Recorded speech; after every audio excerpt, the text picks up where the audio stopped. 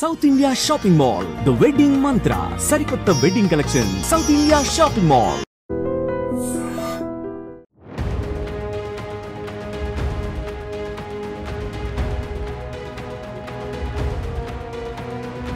వీటిని ఊరికి యాంగర్కి తగిలిచ్చి ఊరేసుకుందని చెప్పారు సార్. కింద కాళ్ళు ఆనుండి సెమిస్టర్లో 4 సబ్జెక్టులు ఫెయిల్ కావడంతో తీవ్ర మనస్తాపానికి గురైనటువంటి ఒక బీటెక్ విద్యార్థిని 19 ఇయర్స్ పరుచూరి ప్రగతి హాస్టల్లోనే సూసైడ్ చేసుకుని చనిపోయింది. ఇప్పుడు ఆమె మృతి తీవ్ర కలకలం రేపుతోంది. తూర్పుగోదావరి జిల్లా రాజనగరంలో విషాదకరమైన ఘటన అని చెప్పొచ్చు. ఈ అమ్మాయి నెల్లూరు జిల్లా గుడ్లూరు ప్రాంతానికి చెందినటువంటి అమ్మాయి ఇక్కడ రాజనగరంలో గైట్ కాలేజ్లో బీటెక్ చదువుతోంది. ఇంజనీరింగ్ ఫస్ట్ ఇయర్ చదువుతున్నటువంటి ప్రగతి మొన్న జరిగిన సెమిస్టర్లో 5 సబ్జెక్ట్స్ గాను 4 కూడా ఫెయిల్ కావడంతో ఆమె ఒక డిప్రెషన్లోనికి వెళ్ళిపోయింది. ఒక తీవ్రమైనటువంటి మనస్తాపానికి గురై నేను సూసైడ్ చేసుకుంటున్నాను అంటూ ఆమె ఒక సూసైడ్ నోట్ కూడా రాసిపెట్టింది. ఆ సూసైడ్ నోట్లో విషయాలు కూడా చూస్తే ఒక్కసారిగా బంధువులంతా తల్లిదండ్రులు కూడా కన్నీరు పెడుతున్నారు. నాన్న నన్ను క్షమించండి, ఏం చేస్తున్నానో ఏం రాస్తున్నానో కూడా నాకు అర్థం కావటం లేదు, తీవ్రంగా మానసిక క్షోభ అనుభవిస్తున్నాను, చాలా ఒత్తిడిగా ఉంది, నలిగిపోతున్నాను, ఏం చెప్పాలో కూడా చెప్పలేనటువంటి పరిస్థితి, కానీ లెటర్ రాస్తున్నాను. ఇప్పటివరకు నన్ను చాలా బాగా చూసుకున్నందుకు థ్యాంక్ యూ సో మచ్. అమ్మ నాకు ఏ కష్టం వచ్చినా అమ్మకి చెప్పుకునేదాన్ని, కానీ ఇప్పుడు నాకు వచ్చిన కష్టానికి నేను అనుభవిస్తున్నటువంటి బాధకి నేను అమ్మతో కూడా చెప్పుకోలేకపోతున్నాను. అలాగే అక్క నువ్వు మంచి జాబ్ చేసి సెటిల్ అవ్వాలి, నేను అనుకున్న గోల్ నువ్వు రీచ్ అవ్వాలి అంటూ అక్కతో కూడా ఒక మాట మాట్లాడినటువంటి లైన్ కూడా కనపడుతోంది. ఆ నాన్ననైతే ఒకవైపు బాగా చూసుకున్నందుకు థ్యాంక్స్ చెప్తూనే ఆ నాన్న బాధ్యతను అమ్మకు అప్పచెప్పింది. అమ్మ నువ్వు జాగ్రత్త, అలాగే నాన్నను కూడా జాగ్రత్తగా చూసుకో అంటూ కూడా ఆ సూసైడ్ నోట్లో ఉంది.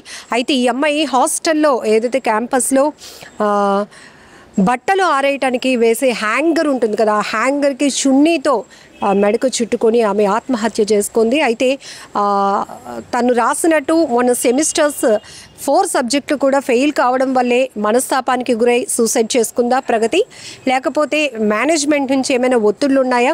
ఈ కోణంలో కూడా పోలీసులు అయితే దర్యాప్తు కొనసాగిస్తున్నారు. అయితే ప్రగతి మృతితో తోటి స్నేహితులంతా తీవ్ర దిగ్భ్రాంతి వ్యక్తం చేస్తున్నారు. ఒక్కసారిగా వారంతా కూడా శోకసంద్రంలో మునిగిపోయారు. క్యాంపస్ అంతా కూడా ఒక భయానక వాతావరణంలోకి వెళ్ళిపోయిందని చెప్పొచ్చు, విషాదంగా మారింది అని చెప్పొచ్చు. ఎందుకంటే ఎన్నో డ్రీమ్స్తో జాయిన్ అయినటువంటి ఒక అమ్మాయి సెమిస్టర్లో ఫెయిల్ అవ్వడంతో దాన్ని పెద్ద స్ట్రెస్గా తీసుకొని చనిపోవటం ఆ తల్లిదండ్రులకు తీవ్ర కడుపు శోకాన్ని మిగిల్చి వెళ్ళింది అంటూ కూడా బంధువులు ఆరోపిస్తూ ఉన్నారు. బంధువులు అయితే ఆవేదన వ్యక్తం చేస్తున్నటువంటి పరిస్థితి కూడా ఉంది. ఈ మధ్య కాలంలో మనం విద్యార్థుల ఆత్మహత్యలు కారణాలు చూస్తే గనక చదువుని ఒక భారంగా భావిస్తున్నారు.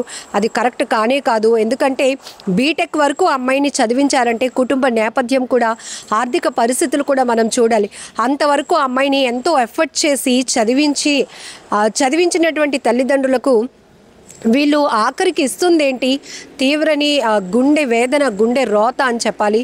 ఎందుకంటే ఇక్కడే కాదు, చాలా చోట్ల మనం చూస్తున్నాం, చదువుని నేను చదవలేకపోతున్నాను, లేకపోతే ఎగ్జామ్స్లో నేను ఫెయిల్ అయ్యాను, లేకపోతే మొన్న జరిగిన ఎగ్జామ్స్లో ఈ సబ్జెక్ట్ నేను బాగా రాయలేదు, ఖచ్చితంగా నేను ఫెయిల్ అయిపోతాను, ఫెయిల్ అయిపోతే నా తల్లిదండ్రులు నన్ను ఏమైనా అనేస్తారేమో, చుట్టుపక్కల ఉన్న వాళ్ళు నన్ను చులకనగా చూస్తారనే ఉద్దేశంతో ఇమీడియట్గా వాళ్ళు సూసైడ్ వైపు ఆలోచన చేస్తున్నారు. అది కరెక్ట్ కానే కాదు. ఎందుకంటే ఒకవేళ మీరు పరీక్షల్లో తప్పిన జీవితంలో తప్పుతారు అనే మీ ఆలోచన చాలా రాంగ్.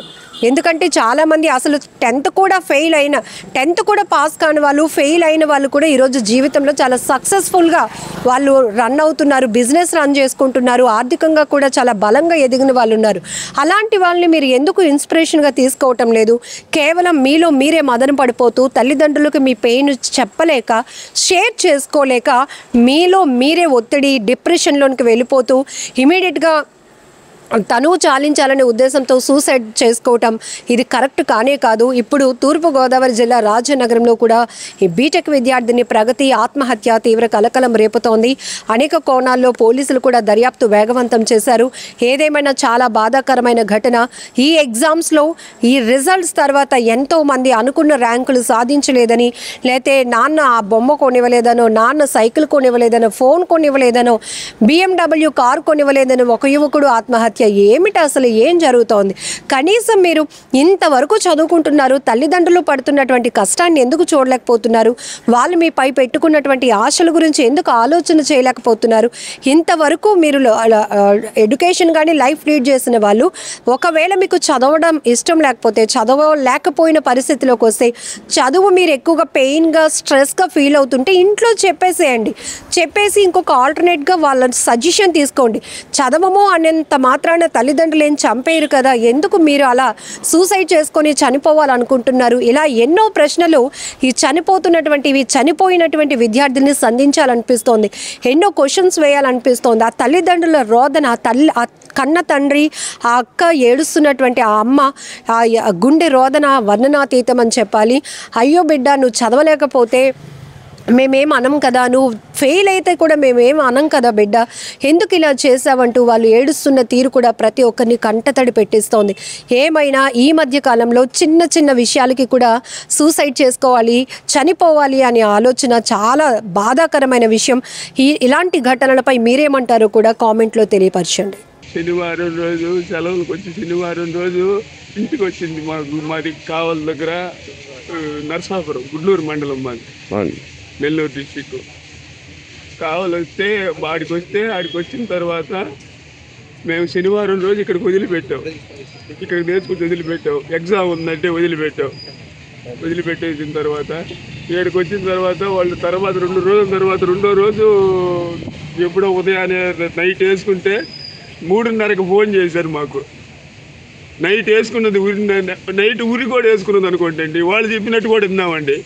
వాళ్ళు ఉరి మామూలు ఉరి కూడా ఏ రూట్లో ఎట్ట వేసుకున్నదో తెలుసా? వేసిందండి అది ఒక యాంగర్, మనం సత్తులు తగిలిస్తాం చూడు, యాంగరు కాళ్ళు ఇట్టున్నాయండి.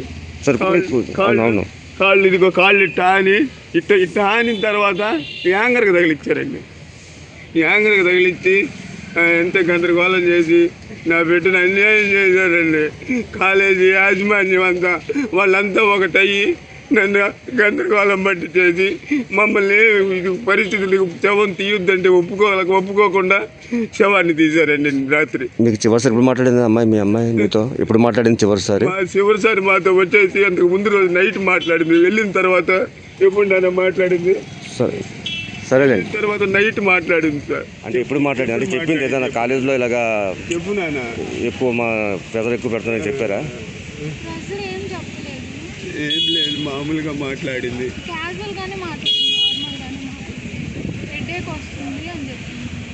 అచ్చా. ఈ కాలేజీలో ఏం చెప్తున్నారమ్మా? కాలేజీలో ఉరేసుకొని మీ అమ్మాయి లెటర్ రాసి ఉరేసుకొని చనిపోయిందని చెప్తున్నారు సార్. కానీ ఉరేసుకొని చనిపోవడం అనేది కాదు సార్. అక్కడ దెబ్బలు కొట్టున్నారు. ఈ చేతికి దెబ్బలు తగిలి ఉంది. ఎన్ని దెబ్బలు!